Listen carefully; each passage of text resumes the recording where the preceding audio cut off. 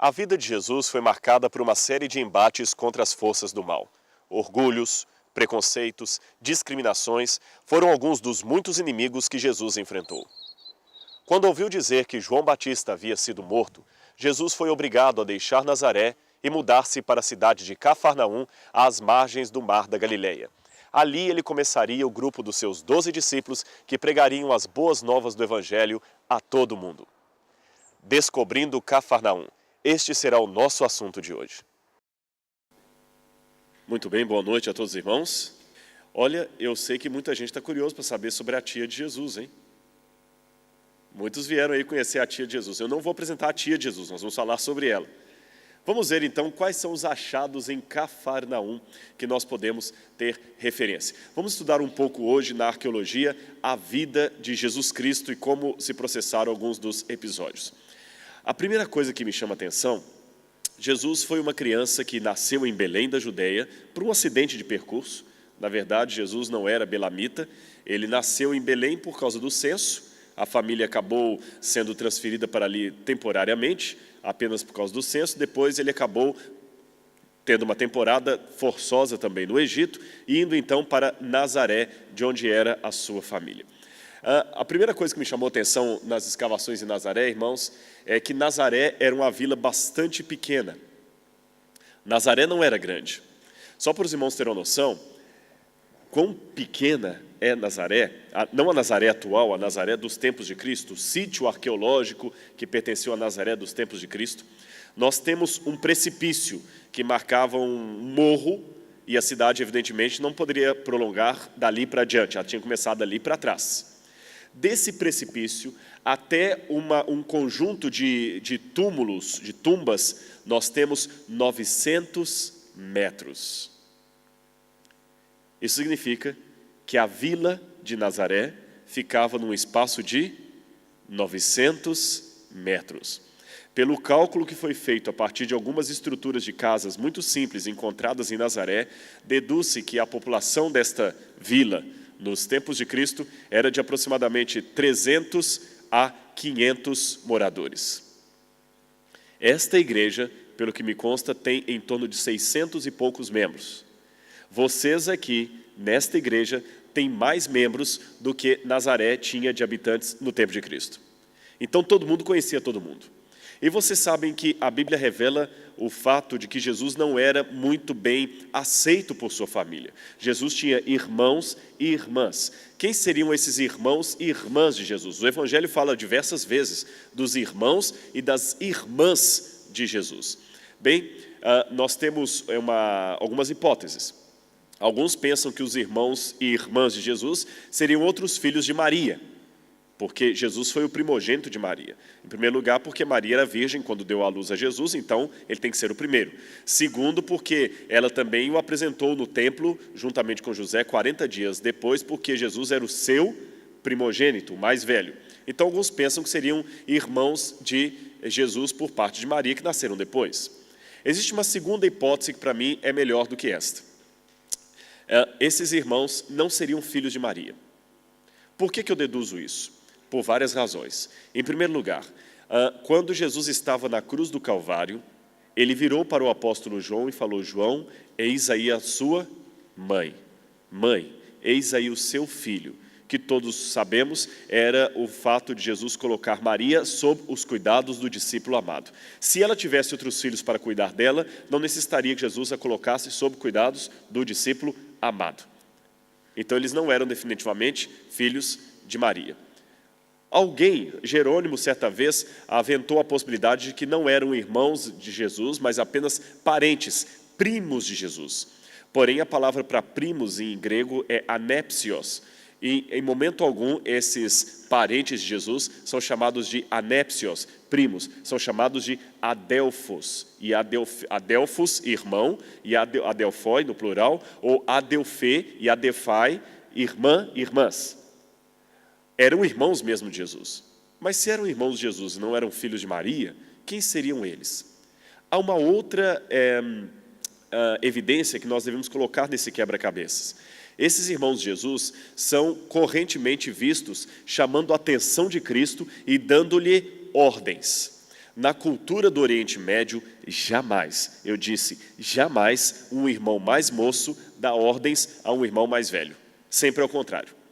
O irmão mais velho que manda no mais moço. Nunca, nunca o irmão mais moço daria ordens ao irmão mais velho. Então eles seriam mais velhos que Jesus. Bem, sendo mais velhos do que Jesus e ao mesmo tempo não sendo filhos de Maria, nós supomos que José teve um outro casamento. Como na época de Jesus já não se praticava mais a poligamia em Israel, José então era viúvo quando casou-se com Maria. O livro O Desejado de Todas as Nações também oferece a informação que eu acabei de dar para vocês, que Jesus era filho de José e Maria, e os irmãos de Jesus eram filhos de um primeiro casamento. José era viúvo quando casou-se com Maria. Isso está no livro Desejado de Todas as Nações. Além disto, existe uma tradição cristã do segundo século, está no Proton Evangelion Jacob, que também diz que José era viúvo quando casou-se com Maria. Só que essa tradição do Proton Evangelion Jacob dá um detalhe a mais que o Desejado de Todas as Nações não apresenta. Que José já era homem feito e Maria uma jovem mulher. Bom, isso nós podemos deduzir da Bíblia também pelo fato de dizer que ela era virgem. Agora eu vou dizer algo que talvez assombrar os irmãos, a cultura da época. Hoje eu e o pastor Quintino tivemos a oportunidade de visitar um museu arqueológico em Sintra, e eu perguntei para a arqueóloga, a especialista em artes, que estava nos apresentando os vários túmulos, qual que era a expectativa de vida nessa época aqui em Sintra. Ela falou, em média, 35 anos. As pessoas morriam muito novas. Se morriam muito novas, elas começavam a vida adulta também muito novas. Pela cultura de Israel no primeiro século, a moça já estava pronta para casar assim que ela tivesse a primeira menstruação, o primeiro fluxo menstrual. Então as moças casavam em torno de 12 a 15 anos. Maria deveria ser uma moça de 12 a 15 anos. E José, por já ter um casamento anterior e ser um homem feito, deveria ter em torno de 40 anos. Para a nossa cultura seria uma coisa um tanto estranha, um homem de 40 anos com uma moça de 12 anos. Mas lembre-se, isto era de acordo com a cultura da época. Só que vocês sabem a história. José casou com Maria, Maria ficou grávida de Jesus, virgem, mas para uma cultura que não aceitava a perda da virgindade antes do casamento, a história da virgindade de Maria não foi bem aceita.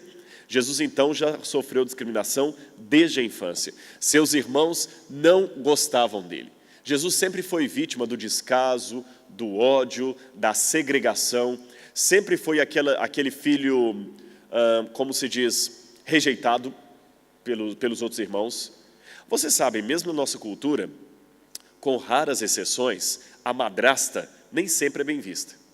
Há situações em que a madrasta é mais bem aceita pelo enteado do que a mãe legítima. Acontece casos, mas não são a regra, são a exceção. No Oriente Médio também, a madrasta, ainda mais sendo nova, os irmãos de Jesus deveriam desprezar muito Maria.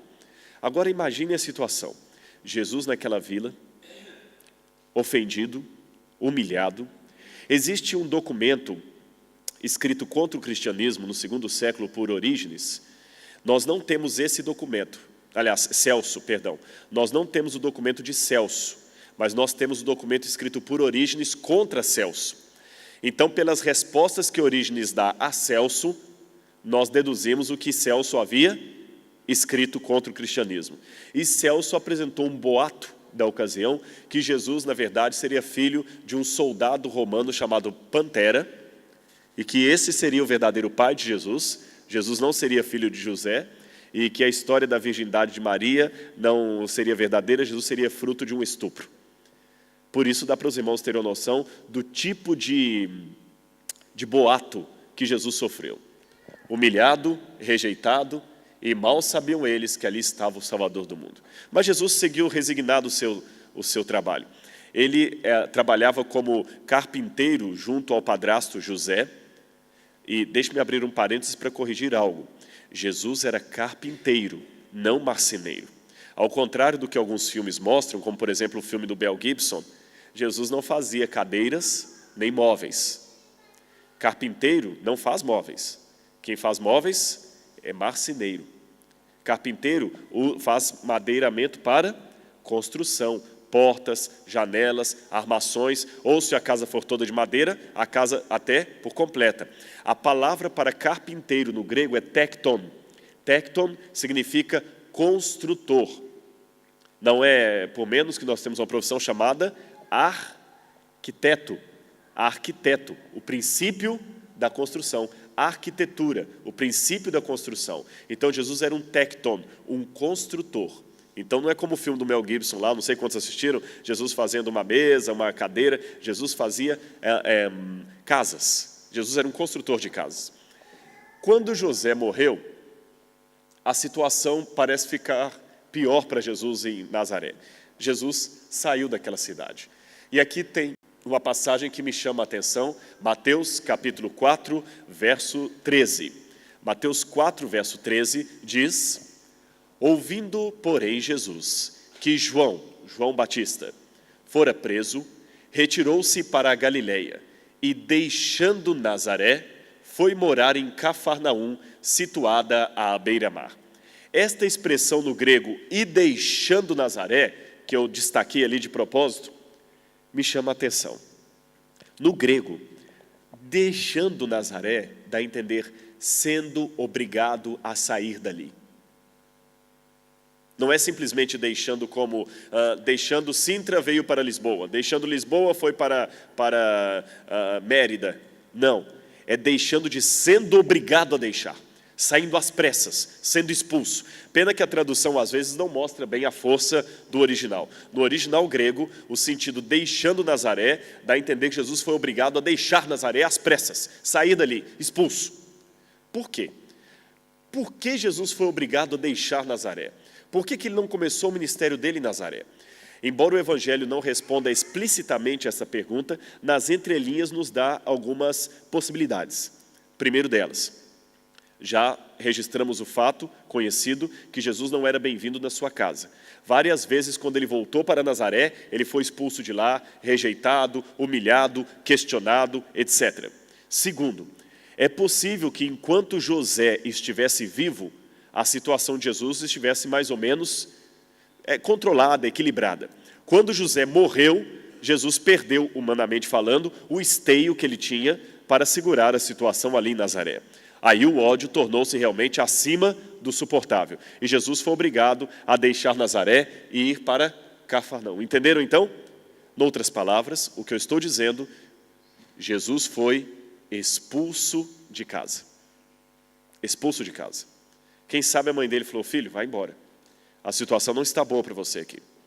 Só para os irmãos terem uma noção, a que ponto chegava o ódio dos irmãos de Jesus, no Evangelho de Lucas, diz que os irmãos de Jesus, sabedores de que Herodes o estava buscando para matar, e que os judeus o estavam buscando para matar, disseram a Jesus: Jesus, desce para Jerusalém e opera milagres lá. E o Evangelho deixa bem claro que eles mandaram Jesus para Jerusalém com a intenção de que ele fosse para uma armadilha e acabasse sendo morto. A que ponto chegava o ódio dos irmãos de Jesus? Agora, a segunda pergunta: por que ele foi morar em Cafarnaum? Bem, daqui a pouquinho nós vamos ver a resposta disso. Aqui está a cidade de Nazaré, onde Jesus fora criado. Aqui está a cidade de Jerusalém. Aqui está a cidade de Belém, onde ele nasceu. Ele deixou Nazaré e foi para Cafarnaum, que fica às margens do Mar da Galileia, ou o lago chamado Mar da Galileia. Bom, por que Jesus não continuou morando em Nazaré? Já disse, ele foi praticamente expulso de casa. Vamos só recordar aqueles episódios que eu já fiz menção. Lembram-se de certa feita em que Jesus, voltando a Nazaré, foi pregar à sinagoga? Ele abriu o texto do profeta Isaías e começou a ler: o Espírito do Senhor está sobre mim, pois me ungiu para pregar as boas novas aos pobres, dar a libertação aos cativos, etc, etc. Quando ele terminou de ler o rolo sagrado, ali na sinagoga, ele disse: hoje se cumpriram estas palavras. As pessoas imediatamente não entendiam. O que você quer dizer? Que você é o Messias? Sim, eu sou o Messias. E mal pôde Jesus terminar a sua explanação, as pessoas começaram a cochichar umas com as outras. Quem este homem pensa que é? E alguns falaram, não é ele o filho do carpinteiro? Não moram entre nós as suas irmãs e irmãos? Quem é esse homem para vir aqui dar ordens, dizer que é o Messias? Blasfêmia, vamos expulsá-lo daqui. E imediatamente tomados por uma fúria descomunal, uma fúria quase sobre-humana, eu diria até satânica, aquelas pessoas começaram a puxar Jesus e o expulsaram dali da sinagoga. Eles queriam jogá-lo precipício abaixo, mas Jesus, de um salto, passou por entre eles e foi embora. Depois que Jesus foi para Cafarnaum e lá começou o seu ministério, ele começou a pregar e chamou 12 discípulos para compor os seus emissários imediatos, aqueles que o acompanhariam na viagem.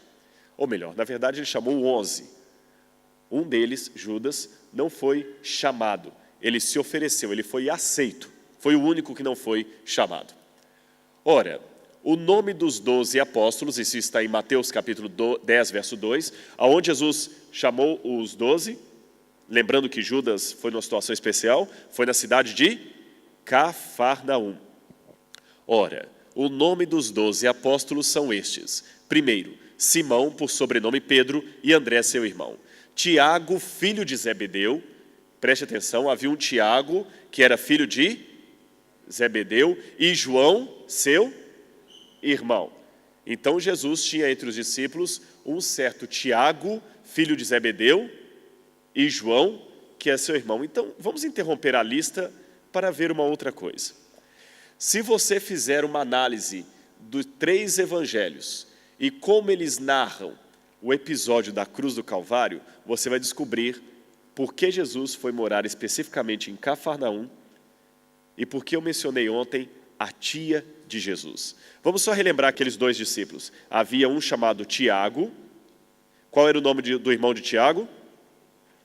João. E os 2 eram filhos de um certo Zebedeu. Muito bem. A Bíblia tem que ser estudada assim, comparando texto com texto, versículo com versículo, capítulo com capítulo. Não é pegar a Bíblia e, o que Deus tem para mim hoje? Vou abrir aqui. Não. Tem gente que faz assim. Deixar a Bíblia aberta no Salmo 91 para expulsar o diabo, isso tudo é crendice. Uma vez disse que uma pessoa resolveu abrir a Bíblia para ver que mensagem Deus tem para mim. E ele colocou o dedo lá e estava assim, e Judas, tendo se enforcado, suicidou-se. Ele, que mensagem estranha de Deus. Aí ele fechou a Bíblia e abriu de novo. Aí estava assim, vai tu e procede de igual modo. Não entendendo bem a mensagem, ele fechou e abriu de novo. O que tens para fazer, faze-o hoje conforme as tuas forças. Ele fechou e falou, Deus não tem mensagem para mim. Então, cuidado. Bíblia, eu já mencionei aqui, não é livro para ser lido. Bíblia não é livro para enfeitar a estante. Bíblia é um livro para ser estudado. E depois de estudado, vivido, seguido, acompanhado. Tá certo? Vamos agora comparar 3 textos dos evangelhos. Mateus capítulo 27, verso 56, Marcos 15, 40 e João 19, 25. Mateus diz o seguinte, está falando da cruz do Calvário. Entre elas, havia mulheres ali ao pé da cruz, entre elas estavam Maria Madalena, Maria, mãe de Tiago e José, e a mulher de Zebedeu. Bom, eu marquei aqui 3 mulheres que estavam ao pé da cruz. Maria, Madalena, quem era a outra? Maria, mãe de Tiago e José, e a mulher de Zebedeu. Essa mulher de Zebedeu era mãe de quem? Tiago e João. E esse outro Tiago aqui? Bem, a Bíblia fala que havia entre os discípulos pelo menos 2 Tiagos. Tinha o Tiago maior e o Tiago menor. Então havia 2 Tiagos, tá certo? Há um outro Tiago também, um dos irmãos de Jesus chamava-se Tiago também, mas eu estou falando dos 12 apóstolos. Haviam 2 Tiagos, havia 2 Tiagos, o Tiago maior e o Tiago menor. Bom, vamos ver o mesmo episódio descrito dessa vez por Marcos. Estavam também ali algumas mulheres observando de longe. Entre elas, Maria Madalena, tudo bem? Maria Madalena. Maria, mãe de Tiago, o menor, e de José. Então já sei que há 2 Tiagos. E Salomé. O que esse texto me acrescentou em relação ao anterior? O nome da mãe de Tiago e João. Qual era o nome dela? Salomé. Agora eu vou ler João. E junto à cruz estavam a mãe de Jesus. Opa, aqui eu já aprendi mais uma coisa. Além das mulheres estavam também Maria, mãe de Jesus. E a irmã dela. Olhem. Maria, mulher de Clopas. Quem que é Maria, mulher de Clopas? Só pode ser essa outra Maria aqui, mãe de Tiago e de José. Maria, mãe de Tiago, menor de José. Maria. Aqui diz que o marido dela chamava-se Clopas. E Maria Madalena. Então, Maria Madalena estava aqui. A outra Maria também, que era mãe de Tiago, o menor, e de José, que tinha um marido chamado Clopas. E uma terceira mulher, que era esposa de Zebedeu, chamava-se Salomé, e era o que da mãe de Jesus? Irmã. Então, o que ela era de Jesus? Tia. Tá certo? Não é assim que a Bíblia diz? Se ela era tia de Jesus, porque aqui está falando, não, irmã dela. Se ela era tia de Jesus e mãe de Tiago e João, Tiago e João eram o que de Jesus? Primos. Muitas vezes nós falamos de João Batista como sendo primo de Jesus, mas se você atentar bem para o Evangelho, lá não fala que João Batista era primo de Jesus. Lá fala que Isabel, a mãe de João Batista, era parente de Maria, mas não fala qual o grau de parentesco. Nós não sabemos. Pode até ser que ela fosse irmã, mas não diz que ela era parente. Se ela fosse, por exemplo, prima da mãe de Jesus, João Batista seria um primo de Jesus distante. Agora, o João, autor do Apocalipse, e o Tiago, o maior, eram primos irmãos de Jesus, primo de primeiro grau de Jesus, porque a mãe deles, qual era o nome dela? Salomé, era tia de Jesus, irmã de Maria. Agora nós entendemos um episódio da Bíblia. Entendemos por que em Mateus, capítulo 20, verso 20, traz a seguinte situação. Então se achegou a ele, a Jesus, a mulher de Zebedeu. Qual o nome dela? Salomé, que por sua vez era tia de Jesus, mãe de Tiago e João. Então se chegou a ele a mulher de Zebedeu com seus filhos e adorando-o pediu-lhe um favor. Perguntou-lhe ele, que queres? Ela respondeu, manda que no teu reino estes meus 2 filhos se assentem, um à tua direita, outro à tua esquerda. Óbvio. Pedido de família. Olha, nepotismo, né? No teu reino, Senhor. E Jesus deu a resposta, olha mulher, você não sabe o que está me pedindo. Você ainda não entendeu a natureza do meu reino. Bom, alguns versos atrás nós lemos que ali em Cafarnaum, Jesus encontrou Tiago e João. Agora nós entendemos por que então Jesus buscou Cafarnaum para morar em Cafarnaum. Porque em Cafarnaum já morava a tia dele. Se a tia dele morava em Cafarnaum, Jesus deixou Nazaré e, pasmem, foi morar. Isso não está explícito, está implícito. Ele foi morar possivelmente de favor na casa da tia. Possivelmente. Imaginem que situação vergonhosa. Jesus chegar ali em Cafarnaum, sem eira nem beira, humilhado, quem sabe fragilizado. Tia, tem um lugar para mim aí? Me expulsaram de casa. Mamãe falou que era para eu buscar a senhora aí, porque os meus irmãos não me aceitam, estão querendo me matar, ninguém gosta de mim em Nazaré e eu preciso de um lugar para ficar. E ali Jesus ficou, trabalhando, quem sabe com os primos no começo ali. Jesus trabalhava, Jesus não era um calaceiro, Jesus trabalhava e trabalhava muito. Então Jesus começou a trabalhar ali, talvez na pescaria, e na pescaria ele começou a achar Pedro, fez amizade com Pedro. Pedro um dia aceitou fazer parte do grupo dele, depois veio André, Filipe, Bartolomeu. Um dia ele sai com os discípulos dali, vai até um local onde havia um casamento de uns parentes dele em Caná da Galileia. E lá ele realiza o primeiro milagre, depois despede da mãe dele e volta para Cafarnaum. Um dia ele sai de Cafarnaum, vai ser batizado por João Batista. Ali tem mais 2 discípulos de João que começam a segui-lo.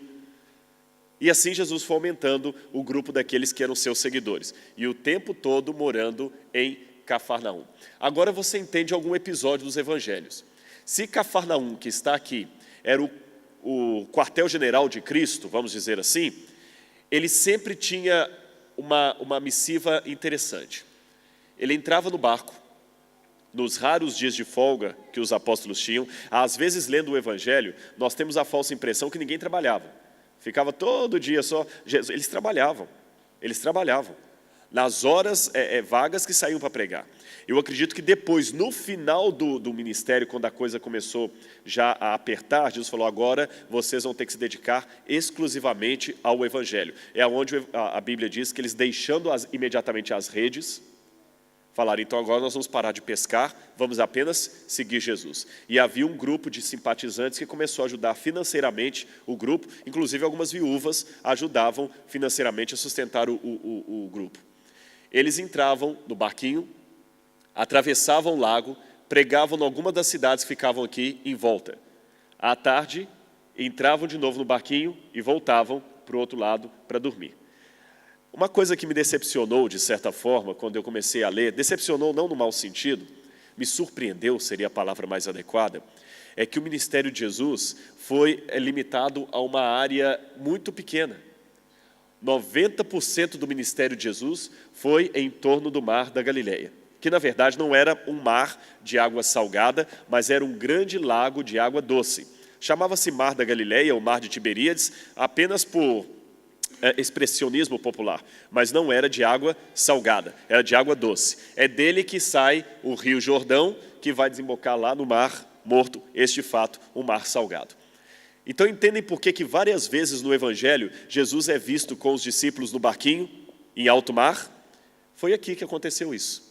Ele entrava no barquinho, atravessava o mar, pregava em alguma cidade aqui, à tardinha entrava de novo no barquinho, atravessava o mar e voltava. Vários episódios ocorreram nesse mar da Galileia. Aí tem uma foto do mar da Galileia para vocês verem. Não é praia, no sentido de areia, mas são pedras que fazem a borda. São pedras. É muito grande, muito bonito, é uma das maiores fontes d'água. E ali em redor havia várias cidades. A cidade de Tiberíades, a cidade de Magdala significa o grande farol. Quem morava em Magdala? Maria de Magdalena. Nós temos Betsaida, lembra que ele fez curas em Betsaida? E nós temos finalmente aqui no canto, Cafarnaum. Então imagine a trajetória. Jesus entrava num barco, atravessava o lago, pregava do outro lado, depois entrava de novo no barco, atravessava e vinha para casa descansar. Como eu falei, foi à beira daquele lago que um dia ele chegou para os 12 que já o estavam acompanhando e falou, gente, a partir de hoje eu quero que vocês parem de pescar e vão apenas pregar o Evangelho comigo. E eles, deixando imediatamente as redes, começaram a segui-lo. Foi ali que ele teve várias conversas com Pedro, com os discípulos, com os seus primos. Foi ali que Jesus teve vários ensinos à beira do lago, dentro de um barco. E por falar em barco, deixe-me contar uma novidade arqueológica para vocês. Há mais ou menos uma década, encontraram aqui, há pouco mais de uma década, encontraram aqui um barco da época de Cristo, no mar da Galileia. Aconteceu uma coisa, um fenômeno muito sui generis. Devido a uma prolongada estiagem, o mar da Galileia começou a baixar o nível da água. E num canto onde havia muita lama, alguém por acidente viu uma estrutura de madeira. Correu, chamou um arqueólogo, ele examinou, ficou encantado. Aquela estrutura de madeira eram os restos de um barco de pescadores do primeiro século. Foi um trabalho fenomenal, pena que eu tenho em casa o vídeo de quando eles estavam removendo. Eles tinham que trabalhar contra o tempo, porque a qualquer momento, em poucos dias, a maré iria subir de novo, as águas iriam subir de novo, iam cobrir toda aquela região e o barco estaria para sempre perdido. O modo de manipular o artefato e tirá-lo da lama também tinha que ser milimetricamente calculado, porque A madeira tem um fenômeno curioso. Debaixo d'água, ela mantém a estrutura de um navio por séculos. Mas quando sai da água, ela começa a esfarelar. Ela vai esfarelando, ela vira pó imediatamente. Então eles tinham uma técnica de colocar em torno da estrutura uma espécie de espuma sintética, uma química. Eles pegavam a química com um revólver, assim, tipo jato de tinta, e com essa tinta eles passavam essa espuma em torno da madeira, cobrindo completamente a madeira com essa espuma. A espuma endurecia, a madeira flutuou. Pela primeira vez o barco boiou, depois de 2000 anos enterrado ali. Então eles puderam com calma no laboratório e aos poucos tirando a espuma com o barco mergulhado numa solução especial, porque ele não podia secar imediatamente. E depois de retirado o barco, eles o montaram e hoje você pode visitar ali no kibbutz, no Kinossá, à beira do mar da Galileia. Esse é o barco, ou a estrutura do que sobrou. Sabem qual é a novidade disto? Até algum tempo atrás, alguns céticos diziam: essa história de Jesus com os 12 apóstolos no barquinho, isso é mito. Na época, ninguém construiu um barco de pescas para caber 12 pessoas. Isso é mito, os barcos eram pequenos. Agora a arqueologia encontrou um barco que caberia 15 pessoas. Até apelidaram de o barco de Jesus. Não que seja o barco de Cristo, mas era um dos barcos de pescadores que havia ali no Mar da Galileia na época de Cristo. Então esse barco nos ajuda a ter uma ideia de como eram os barcos dos dias de Cristo. Eles fizeram uma réplica, aquela estrutura que eu mostrei anterior é a original. Então eles redesenharam como ela seria completa e na época de Cristo. Seria assim, o barco dos apóstolos. E segundo, raciocinem comigo, não havia tantos barcos assim ali no Mar da Galileia. Uma possibilidade mínima, vejam, não é uma afirmação, é uma possibilidade. Uma possibilidade mínima existe de que Jesus ou algum dos apóstolos tenha pegado, no mínimo, uma boleia naquele barco. Entendem meu raciocínio? Eu não estou falando que Jesus andou nele, mas existe uma possibilidade que Jesus possa ter apanhado uma boleia nele, ou que o dono daquele barco conheceu pessoalmente Jesus. Além do barco, da estrutura, descobriram nele também alguns artefatos interessantes. Os irmãos estão vendo aqui uma lâmpada do primeiro século, indicando que realmente era um barco daquela época, vários pregos e uma botija também foi encontrada ali junto com aquela embarcação. Tudo isso está hoje preservado lá no museu. Jesus então começou a fazer curas. Ele curava os cegos. Lembram-se de um episódio que Jesus cruzou o mar e foi até a cidade de Gadara? Ele cruzou o barco, chegou na cidade de Gadara, veio um endemoniado perante ele. Olha um parênteses aqui, como as pessoas às vezes querem arrumar motivos para questionar a Bíblia. Uma vez alguém me perguntou: pastor, a Bíblia tem muita contradição. Falei: mostre-me uma. Ele falou: aqui está, por exemplo. Num evangelho diz que eram 2 endemoniados. No outro diz que era apenas um endemoniado. Os 2 evangelhos não podem estar corretos ao mesmo tempo. Um dos 2 tem que estar mentindo. Eu falei isso na sua ótica. Não, mas como? Se um diz que Jesus chegou, eram 2 endemoniados. O outro diz que era um só. Um dos evangelhos tem que estar mentindo. Eu digo, não, os 2 estão falando a verdade. Mas como? Basta você conhecer um pouquinho, que pelo visto você não conhece, do que é cultura do Oriente, do Médio Oriente. Aí eu expliquei para ele. Na cultura do Médio Oriente, muitas vezes, ou na maioria das vezes, crianças e mulheres, não se ofendam, mas era a cultura machista da época, crianças e mulheres não eram contadas.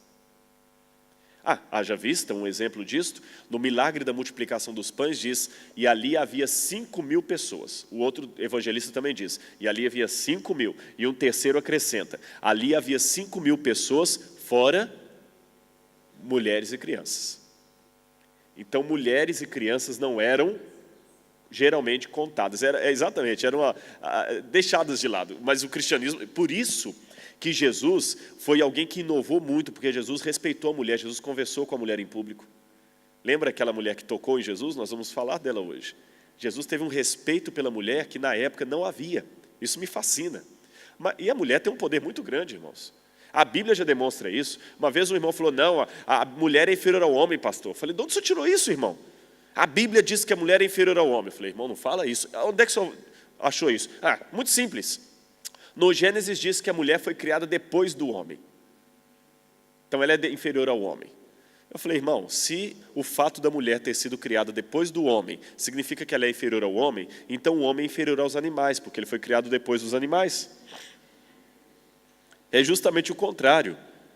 Na cultura do Oriente Médio, do Médio Oriente, o que vem por último é o principal. Então, mulheres, Deus colocou vocês em grande destaque.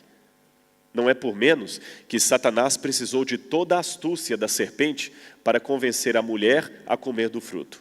Eva bastou virar para Adão e dizer que é uma mordida e o bobo caiu. Olha a persuasão da mulher. Que uma mordida foi o suficiente. Voltando ao episódio lá, mulheres e crianças geralmente não eram contadas. Um escritor podia até resolver considerar as mulheres e as crianças, como um dos evangelistas colocou 10 mil pessoas, 5 mil pessoas, fora mulheres e crianças. Agora imagine, um evangelista contou como havia de fato ali um adulto e talvez uma criança. 2 endemoniados. O outro contou apenas o adulto. Falou um endemoniado. Acabou. No episódio do cego também acontece isso. Um evangelista diz que eram 2 cegos, o outro diz que era um cego só. É a mesma coisa. Era um adulto e uma criança. Um, seguindo o costume da época, não contou a criança. Outro contou. Só isso. Não há contradição efetiva ali.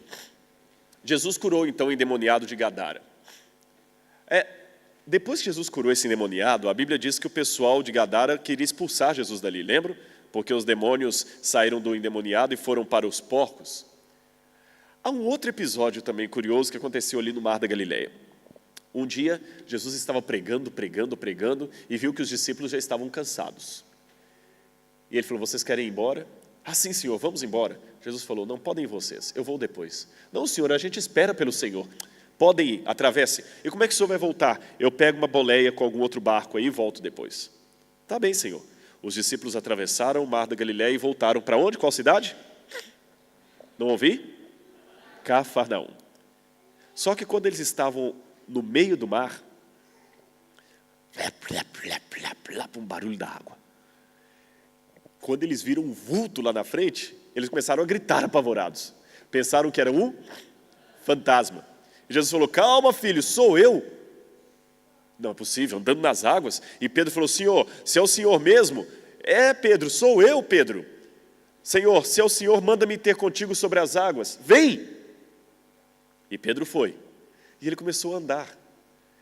Mas de repente uma onda, como que ficou entre ele e Jesus, de modo que ele não podia mais ver Jesus. E ele começou a olhar para si mesmo e começou a afundar. Desesperado, Pedro, que pasmem, era um exímio nadador, gritou, Senhor, socorre-me! E Jesus, Pedro, até quando eu vou ter paciência com você, Pedro? Jesus deve ter rido um bocado naquela noite. Pedro, velho Pedro. Existe um outro episódio também que os evangelhos contam, além do salvamento de Pedro, que aconteceu ali. Foi quando Jesus acalmou os ventos. A Bíblia diz que ele estava com os discípulos no barco e ele estava dormindo. De repente começou uma tempestade em alto mar. E os discípulos ficaram preocupados porque a tempestade ocorria e Jesus estava como? Dormindo. O Evangelho de Marcos conta até um detalhe que havia um travesseirinho debaixo da cabeça de Jesus. E Jesus dormindo. E o mar sendo agitado. E os discípulos desesperados acordaram Jesus. Senhor, o mar está a naufragar-nos, o Senhor não vai fazer nada. Jesus se levanta, olha para eles e diz, homens de pequena fé. E erguendo suas mãos, com sua voz potente e divina, falou, mar, aquieta-te. E o mar se acalmou. Deixe-me abrir um parênteses nas minhas considerações aqui. Você está passando um mar de tribulações hoje? Deixe-me dizer algo para você. Jesus, de igual maneira, também diz, mar, aquieta-te. Pastor, mas eu não estou vendo o mar se aquietando, está cada vez pior. Os discípulos também não estavam vendo a princípio Jesus ativo. Jesus estava dormindo. Mas sabem qual é a moral dessa história? Não interessa se Jesus estava acordado ou se ele estava dormindo. O que importa é que ele estava no barco. Não interessa se a sua oração está sendo respondida ou não respondida. O que interessa é que ela está sendo ouvida. E se você confia em quem você está falando, deixa com ele. Ele sabe o que faz. Voltando aos episódios. Ali em Cafarnaum também aconteceu algo curioso. Um centurião que era amigo dos judeus chegou a Jesus e pediu: Senhor, cura um dos meus servos. Jesus falou: tá bom, eu vou lá com você. Ele falou: não, não precisa. Porque eu sou um homem dado a leis. Eu mando daqui e o meu empregado obedece lá. Eu não sou digno que o Senhor entre em minha casa, Senhor. Mas diz só uma palavra aqui e o meu servo vai ser curado. Jesus falou assim: olha que homem de grande fé. Aconteceu um outro episódio que eu gostaria de narrar com os irmãos. Mas antes, deixe-me mostrar 2 achados arqueológicos em Cafarnaum, porque afinal de contas eu falei do mar, falei de episódios, mas eu não mostrei ainda Cafarnaum para vocês. Aqui está então o Mar da Galileia, e aqui está o sítio arqueológico da antiga Cafarnaum do tempo de Cristo. 2 elementos arqueológicos nos chamam a atenção em Cafarnaum. Descobriram em Cafarnaum a sinagoga da cidade, aonde Jesus certamente fez belos sermões, e descobriram a casa do apóstolo Pedro. Isso não é sensacionalismo, isso é arqueologia. Vou mostrar para vocês. Primeiro, a casa de Pedro. Como sabemos que é a casa dele? Vocês percebem que aqui existe uma estrutura octogonal. Hoje, aqui por cima, os franciscanos construíram uma igreja católica, então essa foto é mais antiga. Você hoje não pode ver isso, porque existe uma igreja católica por cima. Isso está no fundo. Você pode ver, mas não do jeito livre que está aqui. Essa estrutura octogonal é uma igreja cristã do período bizantino. Muitas vezes na arqueologia, uma estrutura, um edifício, era construído acima do outro, ou em cima do outro. Quando os arqueólogos perceberam essa igreja cristã do período bizantino, notaram que embaixo dela havia uma estrutura de uma outra igreja do segundo século depois de Cristo. Então havia a igreja do período bizantino e abaixo da igreja do período bizantino, uma igreja cristã mais antiga do segundo século. Abaixo dos alicerces dessa igreja do segundo século havia uma casa. Hoje, lá em Sintra, nós podemos ver, eles estão encontrando em Sintra uma coisa curiosa, uma casa romana do primeiro século. E em cima dessa casa romana do primeiro século, há uma igreja e um cemitério. Nós vimos lá a sobreposição muito bem feita. É alicerce em cima de alicerce. Você vê o alicerce de uma sala e cortando pelo meio assim, o alicerce de uma construção que sucedeu àquela. Então, ali na casa, naquela igreja, há pelo menos 3 construções. Vamos recordar? Uma igreja do período bizantino, mais embaixo uma igreja do segundo século e mais embaixo os restos de uma casa do primeiro século. Uma coisa me chama a atenção. Um documento de Egéria, escrito no segundo século, diz que a casa de Pedro, o príncipe dos apóstolos, foi transformada em Domus Ecclesia. Domus Ecclesia, igreja do lar. Eles tinham o costume de pegar a casa de alguém e se reunir nela, e ali era uma igreja. E quando a pessoa morreu, estas casas foram transformadas em igreja. Então vamos montar as peças do quebra-cabeça. Pedro morava em Cafarnaum. Sei que a casa dele foi transformada em igreja. Tenho ali uma igreja cristã que está em cima de outra igreja cristã que está em cima de uma casa. E nesta casa eu descubro alguns artefatos interessantes que mostram que era a casa de um pescador. Nós encontramos ali uma botija para guardar peixes de cerâmica, lâmpadas do primeiro século, e sabem o que é isso aqui? Anzóis. Então aquela era a casa do apóstolo Pedro. Imagina que Jesus muitas vezes dormiu ali, comeu ali, curou a sogra de Pedro. Alguns dizem que até foi por isso que Pedro negou, não sei. Jesus havia curado a sua sogra. Mas devia ser uma boa mulher, porque depois que foi curada, ela começou a servi-los. Próximo ali, nós temos o resto da sinagoga. Deixe-me só explicar uma coisa para os irmãos não serem confundidos. Esta sinagoga que os irmãos estão vendo aqui, ela não é do tempo de Cristo. Ela é posterior ao tempo de Cristo.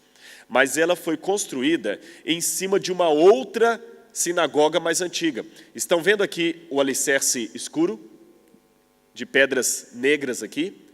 Esta sinagoga, então, foi escrita em cima do alicerce de um outro prédio bem maior que ocupava aqui. Então, essa sinagoga, os restos dessa sinagoga, embora não seja do tempo de Cristo, ela está em cima da sinagoga dos dias de Jesus, aonde o Salvador muitas vezes pregou. Então, nós temos aqui os traços da sinagoga que datam até do 2º século antes de Cristo, aquela que Jesus pregou e a atual que pertence ao 4º século. Atrás da sinagoga, nós temos um complexo de apartamentos que todos pensam que pertencia ao homem que tomava conta da sinagoga, o pastor dali, a casa pastoral. A Bíblia fala de um homem que cuidava da sinagoga. O nome dele era Jairo. Vamos ler a história de Jairo. Lucas 8, 40 em diante. Ao regressar Jesus, vocês entendem essa expressão, regressar Jesus por quê? Jesus entrava no barco, atravessava o mar, ia para o outro lado, atravessava de novo o mar, voltava para cá e ia dormir. Então imagina a situação. Jesus, a fama de Jesus de curar pessoas estava por todas as partes. Jesus então veio no barco pelo lago da Galileia, atravessando o lago da Galileia, até chegar do lado de cá. Quando Jesus chegou, já viu uma multidão esperando por Jesus. Houve uma situação que Jesus nem pôde descer do barco, ele teve que pregar do barco. Olha o que diz aqui. Ao regressar Jesus, a multidão o recebeu com alegria, porque todos o estavam esperando. Eis que veio um homem chamado Jairo, que era chefe da sinagoga, então morava nos fundos da sinagoga. Qual era o nome desse homem? Jairo. E ele, prostrando-se aos pés de Jesus, lhe suplicou que chegasse até sua casa, porque tinha uma filha única de uns 12 anos, que estava à beira da morte. Imagine a situação de Jairo chegando perto de Jesus. Senhor, por favor, vai lá curar minha filha. Eu quero que os irmãos imaginem os detalhes dessa cena. Principalmente você que é pai. A filha dele estava à beira da morte. Ele estava desesperado. A multidão estava ali em torno de Jesus, esperando Jesus à beira do lago. Vocês acham que Jairo foi educado? Ele chegou, olha, dá licença, eu preciso falar com o mestre. Dá licença. Mestre, por favor, desculpa o incômodo. Foi assim? Imagine um pai apressado. Ele foi cotovelando pessoas, empurrando, jogando para lá. Dá licença, sai daqui. E o pessoal, o que é isso? E sai. E foi empurrando a multidão. Senhor, eu preciso que o Senhor vá comigo. Ele não chegou educadamente, ele deve ter pego Jesus pela mão. E o Evangelho de Marcos diz que ele chegou e falou, Senhor, vai lá na minha casa, põe a mão na cabeça da minha filha agora. Ele deu uma ordem em Jesus. Ele deu uma ordem a Jesus. O Senhor vai agora comigo. E ele devia estar com pressa. Eu quero mostrar para os irmãos uma coisa. Olhem bem, o mar está aqui. Possivelmente Jesus aportou por aqui. A casa de Jairo ficava aqui atrás. Daqui até aqui dá mais ou menos uns 3, 4 quilômetros. Jairo deve ter corrido isso com muita pressa. Quando ele viu, olha, Jesus já está para chegar lá. O pessoal já está vendo o barco. Ele saiu correndo com muita pressa. E a multidão comprimindo Jesus. A Bíblia diz o seguinte. Pois tinha uma filha de uns 12 anos que estava à morte. Enquanto ele ia, as multidões o apertavam. No grego, essa expressão, enquanto ele ia, enquanto Jesus ia, dá a entender que Jesus não estava muito à vontade de ir. Ele foi puxando Jesus, Jesus indo com má vontade. Imagina a situação. Senhor, eu estou te puxando, minha filha está morrendo. E Jesus foi assim como quem estivesse com má vontade em ir. Por quê? Você vai entender. Certa mulher, veja, Jesus indo com má vontade, um pai desesperado, a multidão comprimindo-os, e de repente, certa mulher que havia 12 anos, vinha sofrendo de uma hemorragia, a quem ninguém tinha podido curar, e que gastara com os médicos todos os seus haveres, veio por detrás dele e lhe tocou na orla da veste. Logo se lhe estancou a hemorragia. Essa mulher tinha um problema muito sério. As mulheres em Israel, quando estavam com fluxo menstrual, não podiam pisar no templo, não podiam participar das festas em Jerusalém. Se aquela mulher tinha 12 anos que estava tendo esse fluxo contínuo de sangue, isso significa que há 12 anos ela não pisava na igreja. Era discriminada. O marido dela não se achegava a ela sexualmente, porque a mulher durante esse período era considerada impura. O marido a considerava impura. Ela deveria ter sido abandonada pelo marido há muito tempo. Por estar aqui sozinha, o marido a devia ter abandonado. E naquela época, uma mulher abandonada pelo marido só tinha 3 caminhos. Voltar para a casa do pai, que dificilmente a aceitaria, mendigar ou prostituir-se.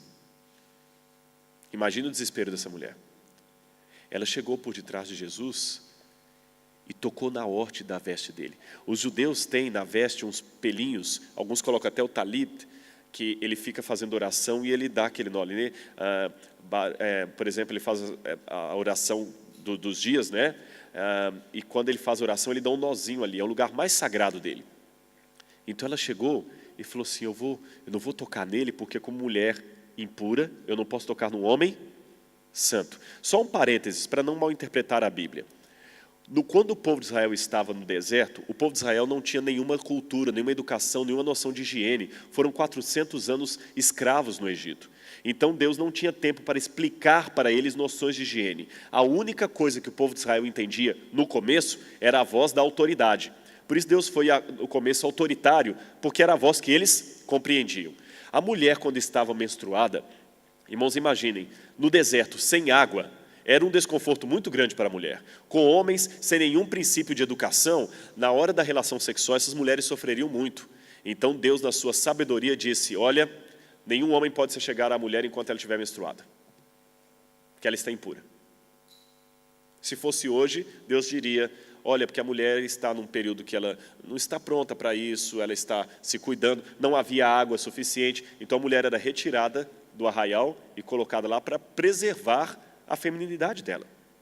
Agora, as pessoas transformaram isso num motivo de segregação e começaram a expulsar as mulheres. Aquela mulher então falou, não posso tocar nele, mas eu vou arrancar pelo menos um fiapinho da roupa dele aqui. E quando ela tocou assim, o sangue estancou. Aí ela saiu de fininho e Jesus, espera. Mas Jesus disse, quem me tocou?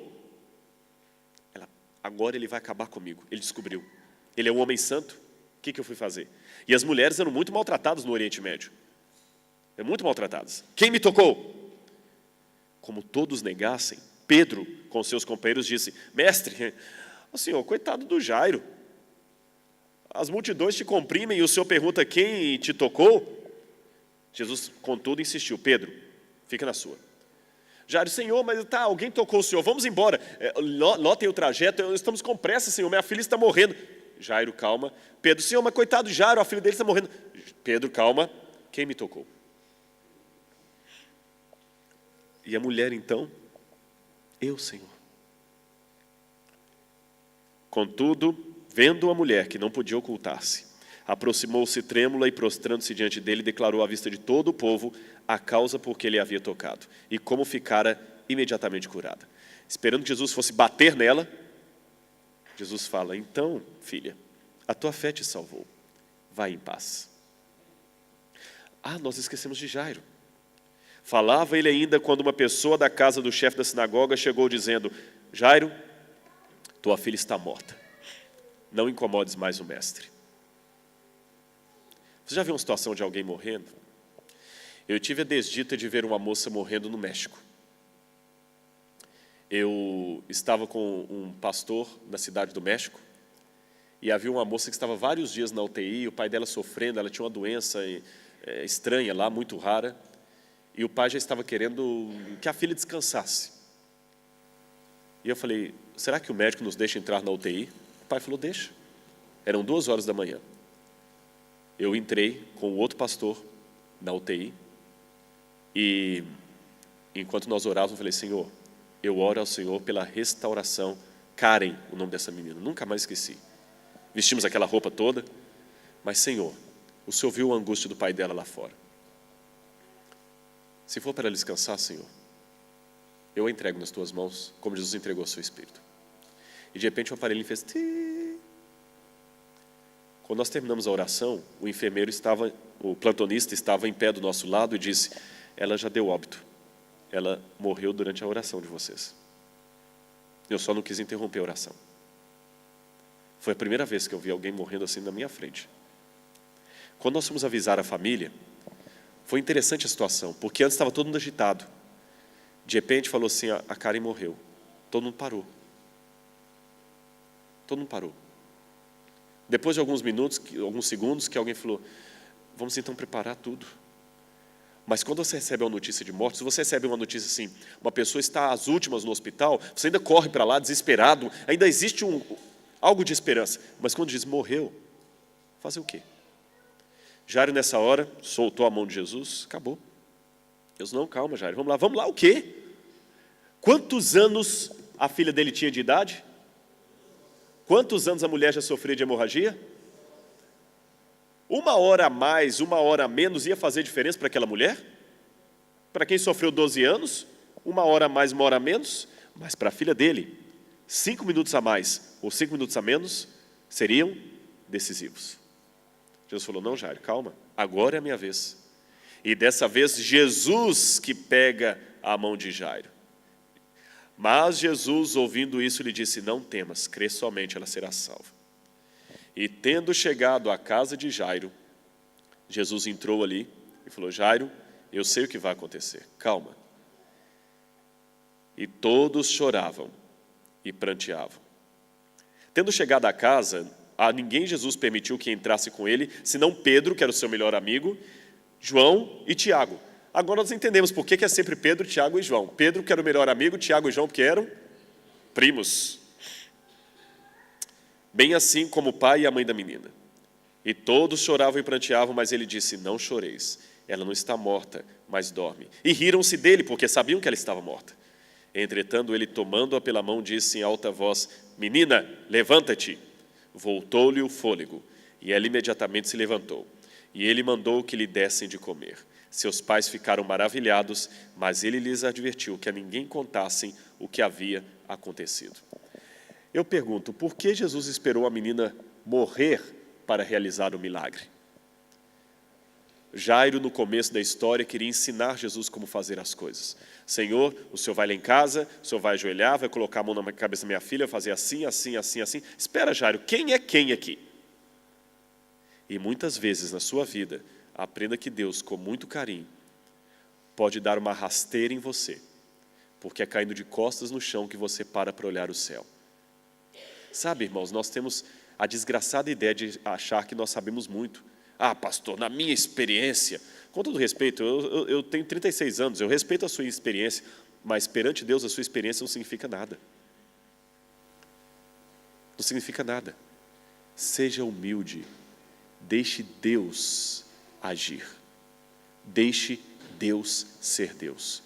E se você esquecer tudo o que eu falei nesta noite, eu quero deixar apenas essa mensagem com você. Ele é o Senhor da sua vida.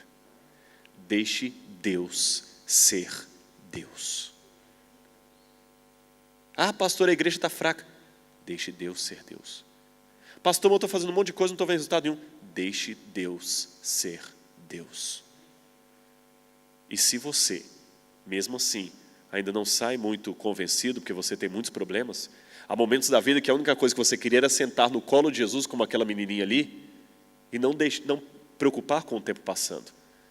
Mas o colo de Jesus parece tão distante.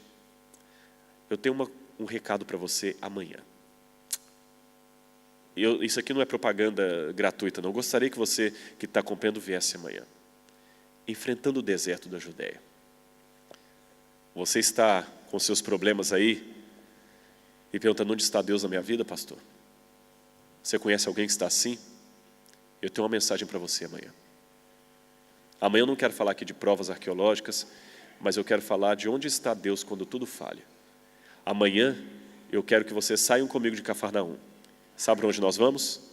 Para o deserto da Judéia. Vou contar algumas experiências que eu tive no deserto e contar aonde está Deus quando tudo falha. Aonde está Deus, pastor, quando meu marido morreu de cancro, sendo tão fiel a Deus? Aonde estava Deus, pastor, quando a minha filha foi morta de maneira tão violenta? Onde estava Deus, Senhor, quando tal coisa aconteceu comigo? Amanhã eu tenho uma mensagem para você. Venha aqui amanhã. Talvez é a mensagem que você precisa ouvir, é a mensagem da manhã. Você que não está entendendo muita coisa na sua vida, venha. Esta mensagem não é para a igreja, é para você. Amanhã. Enfrentando o deserto da Judéia. Vou mostrar como a lógica de Satanás parece invencível, mas a despeito de tudo, Deus ainda está conosco. Eu desafio você, vem amanhã que eu quero falar sobre aquele problema que você tem, que você já colocou nas mãos de Deus e que eu não sei, mas Deus sabe e Deus mostra que você tem. É amanhã, nesse mesmo horário, para enfrentarmos o deserto, em nome de Jesus. Amém.